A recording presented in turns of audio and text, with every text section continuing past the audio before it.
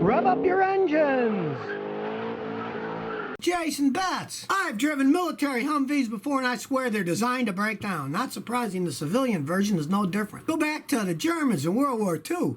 Everybody says, oh, the German and their tanks, the Tiger tanks and the Panther tanks, and they were great tanks and designed for killing. Yes, but they were terrible tanks for long life. I was reading a biography of the tank commander. He said every 100 kilometers the things were falling apart, and they had to take them in, and they were really hard to fix because the Germans make their technologies not for fixing, just for, you can build it high tech where you could swap out the tracks on a American tank real fast. Some of those German tanks, it'd take a day and a half to swap the tank treads out, and they'd need all kinds of equipment to do it with. Yeah, it's not surprising that anything military breaks down earlier. I mean, it's not surprising at all. But it's nothing like some of those tanks did in World War II. Those things were just, they could barely get out of their own way before something would break on them. They didn't think about going hundreds of thousands of miles. They thought about maybe going hundreds of miles before they broke. Radams 24, what brand of rotors, in your opinion, if you don't go factory? There's plenty of brands of rotors out there. Now, here's the thing. If you've got just a conventional car, say you got a Toyota Corolla, and you can buy their top line pads, which are good pads, they're gold ceramics, $30 or something like that. Buy just their run-of-the-mill rotors, because it's a little car, it's light, and those Chinese rotors for the light cars work perfectly fine. Say you got a bigger car, like an F-150 truck, then you want to get higher quality rotors because there's more weight, more strain. As you step on your brakes, the entire kinetic energy of your vehicle is turned into heat. You want good ones. In the case of Ford, Motorcraft makes good ones.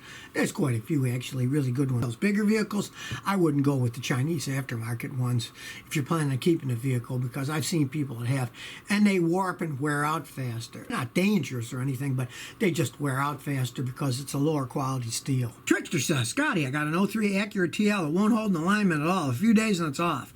New rack, eBay suspension kit. Seems to be a bad camber problem, but it's all new parts. Okay, what you want to do is you got to bite the bullet on that and find an excellent front end alignment mechanic, because things can be off a few thousandths of an inch and cause that.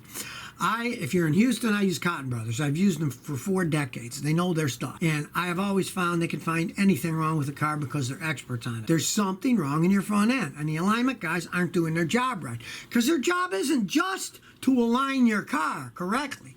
Their job is to first check everything. They got to load, test the bearings, and load, test the ball joints to see if anything is wear, so they can see, is there anything worn first before I align it.